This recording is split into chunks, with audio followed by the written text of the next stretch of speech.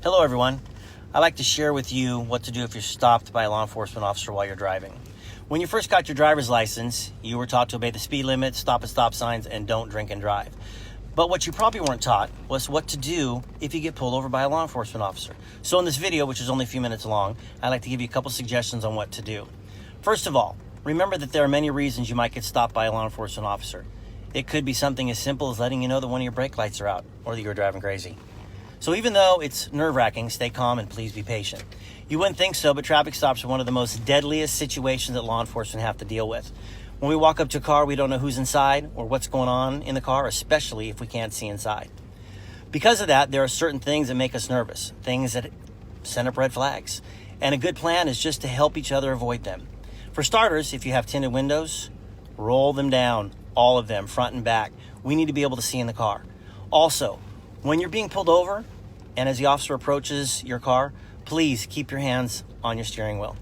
Don't put your hands in your pockets or reach for anything in the console or glove compartment. We don't want to see you leaning over and making any sudden movements or reaching for something under your seat. We don't know if you're going after a weapon or your paperwork, so please just don't do it. Same for your passengers. It's not that they have to put their hands up in the air or anything like that. On their lap is fine. We would appreciate everybody keeping their hands where we can see them.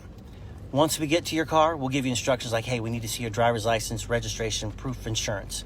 At that point, you can say to the officer, hey, my driver's license is in my back pocket, it's in my front pocket, console, wherever it is it okay for me to get it? Then wait for our instruction. Don't reach for anything until you're instructed to do so. To make this go more smoothly, one of the things I recommend is having your vehicle registration and proof of insurance together in the same envelope. I personally use a case with a Velcro closure. I bought mine at a car wash. You can get them on Amazon for $5. And hey, if you got Prime, you got free shipping. If you keep all of your information in a case like that, you can easily hand it over to the officer along with your ID or your driver's license. And a little hint for those of you that have the last 10 years of your registration and insurance renewals, throw them away. You don't need them. Having to dig through all those papers just makes this whole process take longer.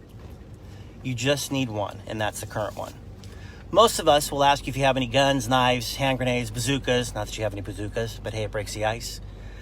Let us know if it's in your console, your front pocket, or wherever it is. But for goodness sake, please do not say, yes, I have one right here, and then start reaching for it. Don't do that. Wait for the officer to instruct you on how to proceed.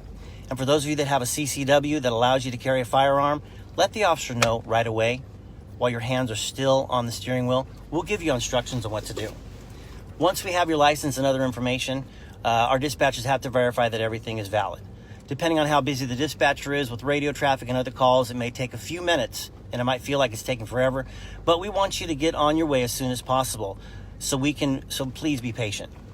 Hey, we understand that getting stopped is inconvenient, frustrating, or even scary. And you might get a ticket, and you might get a warning, and you're nervous. As I said, we're nervous too. Let's just be respectful to each other so that we can all go on our day when it's over. So the simple rule to remember is just this: no surprises. We have a job to do, and we want your contact with us to be positive, and we want to make sure that after this stop, we go home safely and that you go home safely. Well, whether you get a ticket or not, remember, a ticket is not worth a life, not yours or ours, and all lives matter. I encourage you to share this video with your children, your family, your friends, to make sure everybody is educated and that we can work together to make traffic stops stress-free as possible with everybody involved.